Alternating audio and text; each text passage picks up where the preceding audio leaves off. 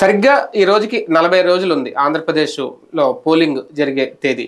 ఈ 40 రోజులు కూడా ఈ టైం ఒక అవకాశం ఇస్తుందా? అది కూడా రాజకీయ పార్టీలకి, కూటమిలో ఉన్న పార్టీలకు మాత్రమే. అభ్యర్థుల మార్పులు, ఆల్రెడీ ప్రకటించిన సీట్లు, కొన్ని చోట్ల వస్తున్న యాజిటేషన్స్ ఏవైతే ఉన్నాయో, లైక్ అనపర్తి కానీ, లేదంటే రకరకాల ప్రచారాలు అయితే జరుగుతున్నాయి. తంబలపల్లి నుంచి ఇటు మారుస్తారు, లేదంటే జమ్మలమడుగు నుంచి కడప మారుస్తారు, ఇలా ప్రచారాలు జరుగుతున్నాయి. అంటే టీడీపీ, భారతీయ జనతా పార్టీ కలిసి ఒక నిర్ణయం తీసుకోబోతున్నాయా? బీజేపీ అధిష్టానం ఇటువంటి వ్యవహారాల్లో ఎలా ఉంటుంది? వాళ్ళకి ఇచ్చిన సీట్ల లెక్క మాత్రమే చూసుకుంటుందా? అభ్యర్థుల ఎంపిక మార్పు అంత సులభం అవుతుందా? పొత్తులో అది అంత త్వరగా సాధ్యమయ్యే పనేనా? అదే కనుక జరిగితే ఒక రకంగా ఇద్దరికి హ్యాపీ అన్నా, లేదంటే మళ్ళీ కొత్త ఇబ్బందులు వస్తాయి. ఇది అంశం చర్చించే ప్రయత్నం చేద్దాం. సార్, జరుగుతున్న ప్రచారం, ఎందుకంటే మార్చి వరకు మనకి తెలియదు కాబట్టి జరుగుతున్న ప్రచారం మళ్ళీ ఇప్పుడు ఏదో తమ్మలపల్లి సీటు వీళ్ళు తీసుకొని టీడీపీ సీటు వాళ్ళకి ఇస్తారు, అనపర్తి మళ్ళీ అంటే ఆల్రెడీ ఆయన యాజిటేషన్ చేస్తున్నారు కాబట్టి నల్లమల్లి రామకృష్ణ ఆయనకి ఇస్తారన్నది. అలాగే జమ్మలమడుగు, కడప కూడా ఆ సీట్లు కూడా మార్చే ఆలోచన, ఎంపీ స్థానాలు, ఇలాగ కొన్ని ప్రచారాలు అయితే జరుగుతున్నాయి. అది సాధ్యం అవుతుంది అంటే ఇంకా టైం ఉంది కాబట్టి వీళ్ళిద్దరూ కూర్చొని ఒక అండర్స్టాండింగ్ వస్తే, అంటే జరగబోయే నష్టాన్ని ఊహించుకొని దాన్ని తగ్గించుకునే కార్యక్రమం ఏమన్నా చేపడతారా? వీళ్ళు అడిగారంట, వాళ్ళు చర్చిస్తున్నారు అని చెప్తున్నారు, కానీ ఇది చాలా పెద్ద రిస్క్తో కూడిన వ్యవహారం. రకంగా చేయి కాల్చుకునే వ్యవహారం. తేనె తొట్ట కదిలించకుండా ఉంటే బెటర్. అంటే ఆల్రెడీ కదిలించేశారు కదా, అది అయిపోయింది, అది మూసుకుపోయింది. మళ్ళీ తేనె తొట్టను ఒకసారి కదిలించాం, తేనె పీల్చేసుకున్నాం, అయిపోయాక మళ్ళీ తేనె పట్టుద్ది. పట్టాక రెండోసారి వెంటనే కనుక కెలికితే దుప్పట్లో దూరి మరీ కొడతాయి. ఇప్పుడు కెలికితే అంతే అవుతుంది. ఎందుకయ్యా అంటే ఇది బిగిన్ చేస్తే మిగతా అన్ని కూడా మార్చమని వస్తుంది. అడుగుతారు ఖచ్చితంగా. జనసేన స్ట్రాంగ్ గా అడిగినటువంటి చోట్ల వాళ్ళు కూడా రివర్స్ అడగచ్చు. ఇప్పుడు పోతున్న మహేష్ అడుగుతాడు కదా, మంది ఎందుకు మార్చకూడదని అడుగుతారు కదా. వర్మ అడుగుతాడు, అది నాకు ఇచ్చేయండి అంటాడు, పవన్ ఇంకో చోట నుంచి పోటీ చేయించండి అంటారు. అంతే కదా, కెలుగుతారు. అవును, అనవసరంగా కెలుక్కోకుండా ఉంటే బాగుంటది. కెలుక్కుంటే వాళ్ళ ఇష్టం. ఇంకొకటి హైయెస్ట్ రిస్క్ ఇందులో పురంధేశ్వరి చంద్రబాబులకు అవుతుంది. ఎందుకంటే చంద్రబాబుని ఇప్పుడు మిగతా చోట్ల ఎక్కడైతే బీజేపీ తీసుకున్న, జనసేన తీసుకున్నటువంటి చోట్ల తిరుపతి వాళ్ళు అడగరా? అవును, ఖచ్చితంగా అడుగుతారు. అట్లాగే ఇదే ధర్మవరం అడగరా? ఇట్లాంటివన్నీ వస్తాయి. ఇప్పటికీ తిరుపతిలో సుగుణమ్మ ఆవిడకి అలాగే ఉన్నారు, ఆ రత్నపాపకి ఆవిడకి మా సీట్ వస్తుంది అనుకున్నారు, ఆవిడకి రాలేదు పాపం. అందరూ ఉన్నారు. మీసాల గీత గొడవ చేస్తుంది ఇవన్నీ. ఇక్కడ పాయింట్ ఏంటంటే అనపర్తి సీటు ఇక్కడ ఈవిడికి ఎందుకు ఇబ్బంది అవుద్ది అంటే పురంధేశ్వరికి, అక్కడ 2004 నుంచి అనపర్తిలో హైయెస్ట్ మెజారిటీ ఎవరికి వస్తే వాళ్ళ ఆ పార్టీ వాళ్ళే ఎంపీగా డిసైడింగ్ ఫ్యాక్టర్ అవుతుంది. కాబట్టి ఇప్పుడు ఈవిడ భయం ఏంటి? అనపర్తిలో సీట్ల ద్వారా మురళీమోహన్ ఓడిపోయినట్టే, 2014లో కూడా 19లో కూడా ఓడిపోయినట్టే, మనం కూడా దెబ్బతింటామనే భయం.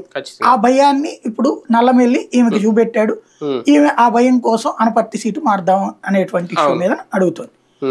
అప్పుడు ఏం చేయాలి? ఇప్పుడు 144 సీట్లు తెలుగుదేశం అనౌన్స్ చేసేసి కదా, ఏదన్నా దాచిందేం లేదు కదా.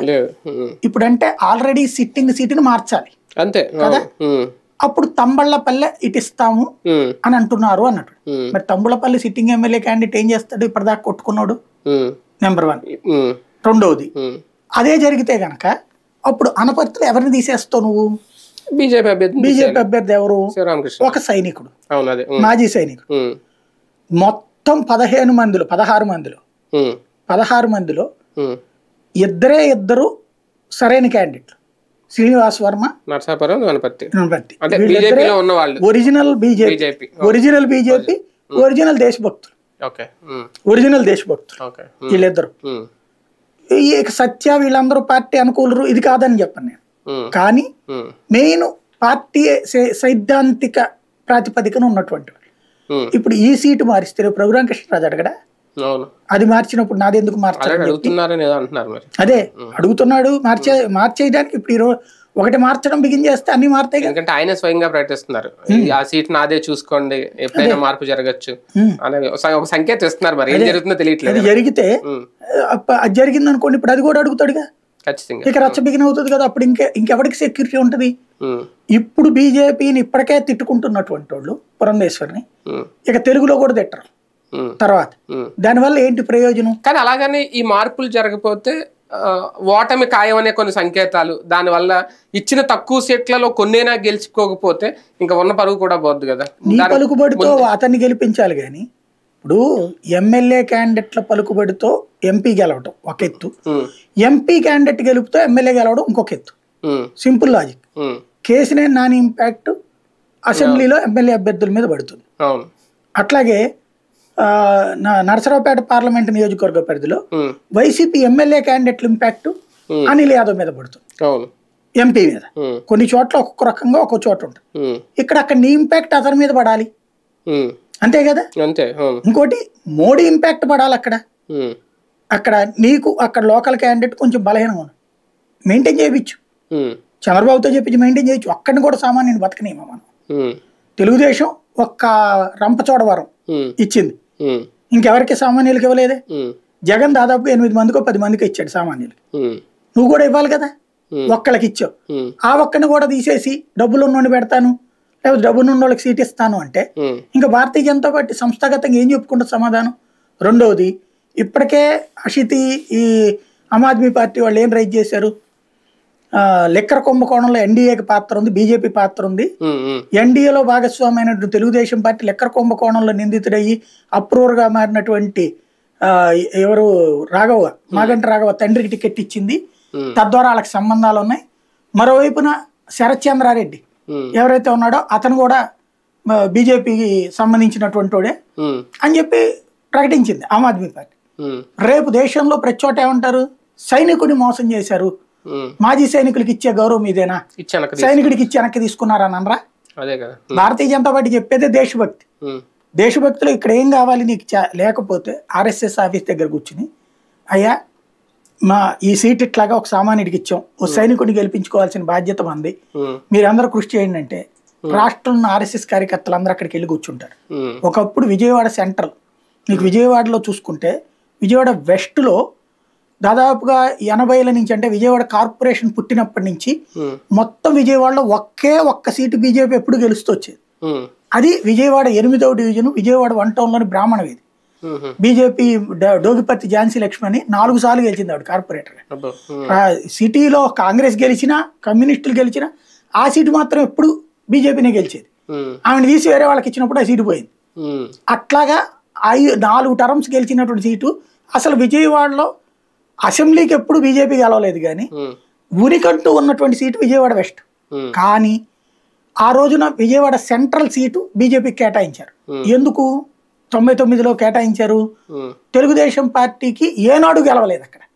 83లో గెలిచింది అడుసుమిల్లి జయప్రకాష్ మొట్టమొదటిసారి పార్టీ పెట్టిన టైపు, కమ్మ సామాజిక వర్గం నుంచి. అది కాపులు బలంగా ఉండేటువంటి సీట్ అనమాట. విజయవాడ ఈస్ట్, ఇప్పుడు ఈస్ట్ అంటే గద్దెరామ్మన్, అప్పుడు ఈస్ట్ అంటే ఇదే, ఇప్పుడు సెంట్రల్ అప్పుడు ఈస్ట్ అనమాట. అప్పుడు 99లో అట్లా ఉండేది. అప్పుడు ఆయన దగ్గరికి ఈ నెల్లి ఏం చేశాడంటే, బీజేపీ లోకల్ గా ఉన్నటువంటి కొంతమంది ఉన్నారు నాయకులు, ఎప్పటి నుంచినో తరతరాలుగా ఉన్నవాళ్ళు, వాళ్ళు ఆయనకి సహకరించేవాళ్ళు కాదు, పైనుంచి దిగుమతి అయ్యాడని.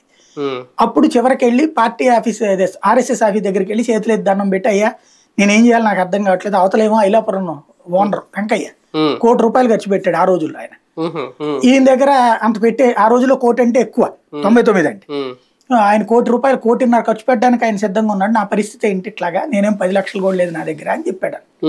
అంటే నువ్వు నీ 10 లక్షలతో రోజు నీ వెనకాల తిరిగే వాళ్ళకి భోజనాలు పెట్టుకో, నీ వెనకాల 25 మందో 50 మందినో పెట్టుకుని తిరుగుతూ ఉండు చాలు, దండం పెట్టుకుని, మిగతా సంగతి మేము చూసుకుంటా ఉన్నాం. ఒక్క భారీ బహిరంగ సభ లేదు, కానీ బీజేపీ గెలిచింది. విజయవాడ సెంట్రల్ ఎప్పుడు అది కాంగ్రెస్ కంచుకోవటం అనుకోవాలి, ఎందుకంటే వంగవీటి రంగా గెలిచింది 85లో. అప్పటి నుంచి రంగా, తర్వాత రంగా భార్య రత్నకుమారి, అలా కంటిన్యూగా గెలుస్తూ వచ్చినటువంటి అలాంటి సీటులో 99లో ఇతను గెలిచాడు. అంటే ఆర్ఎస్ఎస్ ఇంపాక్ట్. నువ్వు ఆ మొక్కెళ్ళి ఆర్ఎస్ఎస్ దగ్గరికి వెళ్ళి అనపర్తి మనకి సైనికుడికి ఇచ్చాం, అధినాయకత్వం ఇచ్చింది అని ఈ అమ్మాయి కూర్చుంటే, ఆయన బట్టికెళ్ళి కూర్చుంటే ఆర్ఎస్ఎస్ వాళ్ళు దిగుతారు రాష్ట్ర వ్యాప్తంగా. అక్కడ అనపర్తిలో రెడ్లలో ఆర్ఎస్ఎస్ ఇంపాక్ట్ ఉంది, కొంత బలం ఉంది, అంటే వాళ్ళతో ఇంటరాక్షన్ ఉంది. ఓటింగ్ వరకు ఎప్పుడు అడగల, వాళ్ళ ఇంటికి భోజనాలకు వెళ్తారు, వాళ్ళకి ఫండింగ్ చేసేటువంటి వాళ్ళు ఉన్నారు అక్కడ అనపర్తి రెడ్లు. కాబట్టి ఇక యాక్టివిటీ వాళ్ళు స్టార్ట్ చేసుకుంటారు. అప్పుడు నల్లమిల్లితో మాట్లాడే వ్యవహారం వాళ్ళే చూసుకుంటారు, అవసరం వాళ్ళతో వాళ్ళు చూసుకుంటారు. మాక్సిమం వాళ్ళ వంతు ప్రయత్నం వాళ్ళు చేసి పెడతారు. అంతే తప్పించి నాకు అతను సైనికుడు కాబట్టి, మాజీ సైనికుడు కాబట్టి, అతని దగ్గర డబ్బులు లేవు కాబట్టి ఓడిపోతాడు, అతను కనీసం ₹1,00,000 కూడా ఖర్చు పెట్టలేడు కాబట్టి ఓడిపోతాడని నువ్వు అనేటట్టయితే పవన్ కళ్యాణ్ ఎందుకు పక్కన పిఠాపురంలో కూర్చుని, పిఠాపురంలో ఉన్న పవన్ కళ్యాణ్ ఇంపాక్ట్ పడాలి కదా అతని మీద, పురంధేశ్వరి ఇంపాక్ట్ పడాలి కదా, మోడీ ఇంపాక్ట్ పడాలి కదా, పోల్ మేనేజ్మెంట్కి వీళ్ళని అడుగు.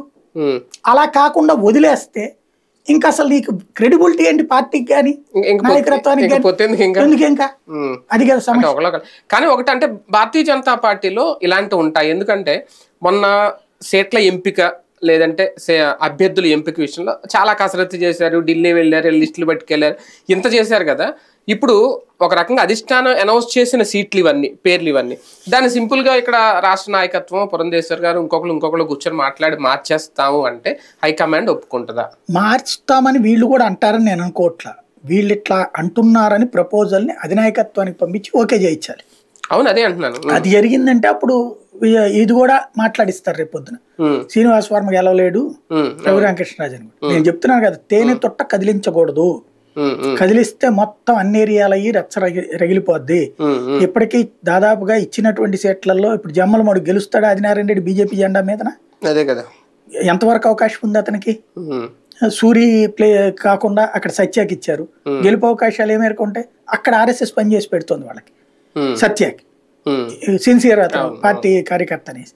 అట్లాగే కొన్ని చోట్ల ఎక్కడ లేదో అక్కడికి పెట్టుకో. లేకపోతే ధర్మవరం ఏనాడని గెలిచిందా బీజేపీ? మరి ఎట్లా ఇచ్చో? విజయవాడ వెస్ట్ ఏనాడని గెలిచింది, మరి ఎట్లా ఇచ్చో సుజనా చౌదరికి? అనకాపల్లి ఏనాడని గెలిచిందా? ఎట్లా ఇచ్చావు సీఎం రమేష్? ఎందుకని?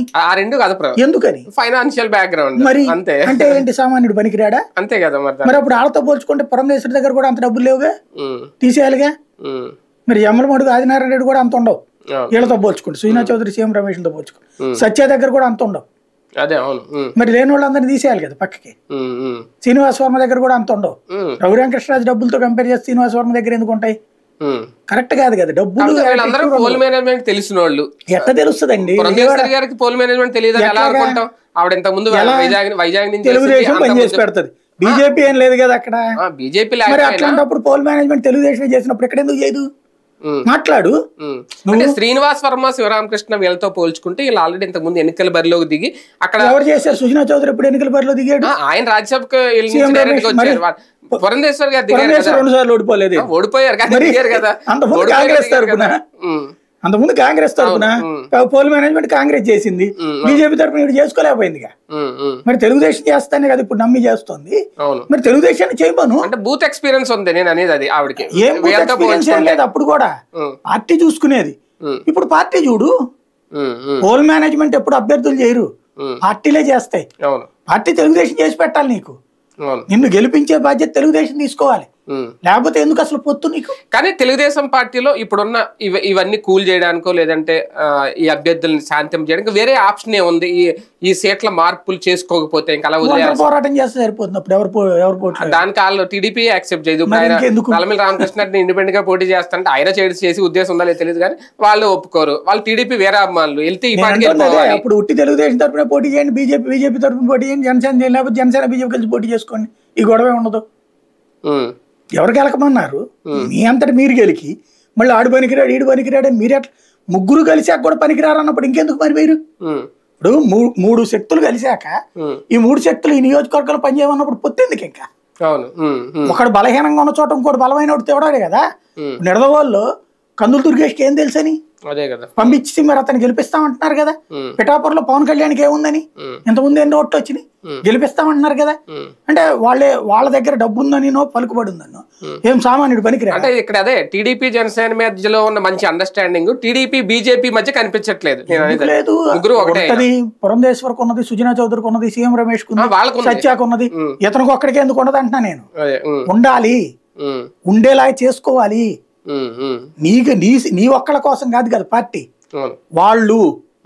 వాళ్ళని గెలిపించే బాధ్యత తీసుకోవాలి. ఈ మార్పులు చేర్పుల్లో చంద్రబాబు గారి పాత్ర ఎంత ఉంది? కంప్లీట్ గా పురంధేశ్వరి గారే ఆలోచించుకో. అంత సీన్ ఏం లేదు.